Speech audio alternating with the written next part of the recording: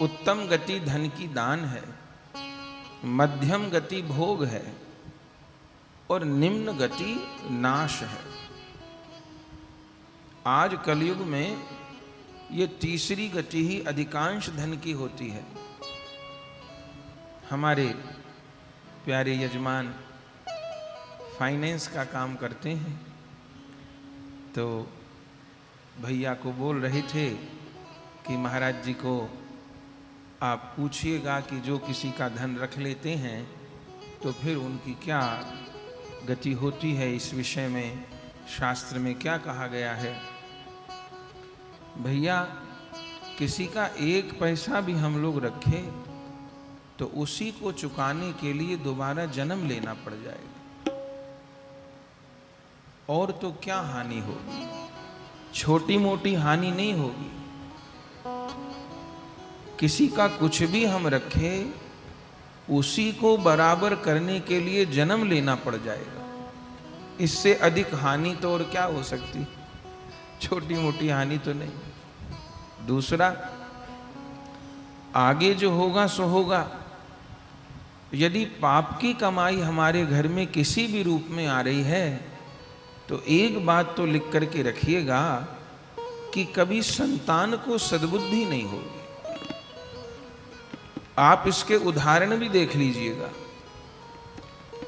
हर लाभ शुभ नहीं होता है, लेकिन हर शुभ लाभ होता है। इसलिए दीपावली पर क्या लिखते हैं, लाभ शुभ लिखते हैं। क्या लिखते हैं, शुभ लाभ। पहले शुभ है, पीछे लाभ है। हर लाभ शुभ नहीं होता है, हर शुभ लाभ होता है। ऐसे बड़े बड़े नेता अपने सुने होंगे, अपने समय में बड़े बड़े घोटाले कर लिए, लगा कि यही दुनिया के सबसे बड़े सेठ बन जाएंगे।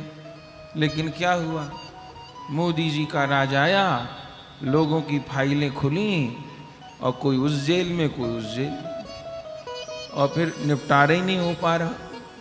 आदमी के कोर्ट कचहरी में ही जिंदगी बीत गई, या बेल पर है, समाज में बेइज्जती हुई वो अलग।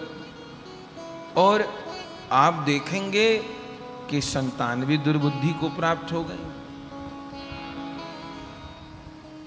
तो यदि पाप की कमाई घर में आ रही है तो एक आदमी, गृहस्थ आदमी, अपने परिवार, गृहस्थ बच्चों के लिए तो करता है जो कुछ इकट्ठा करता है।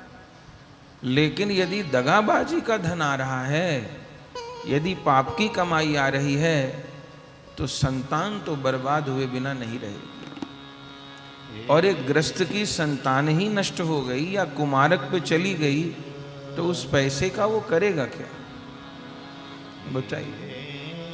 वो पैसे ही पैसा रह जाएगा और वो किसी काम नहीं आएगा।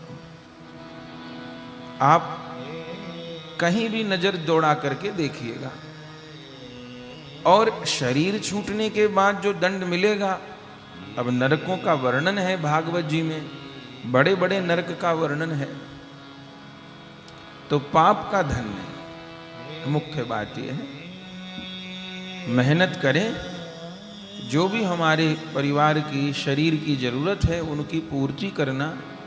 गृहस्थ के लिए धन संचय करना कोई बुरी बात नहीं है, उसको परिवार के लिए, बच्चों के लिए, भविष्य के लिए चाहिए, वो करे। लेकिन अनीति नहीं, पाप नहीं। अगर अनीति और पाप से धन अर्जित हुआ तो वो कल्याण तो नहीं करेगा, वो उद्धार तक में बाधा दे देगा।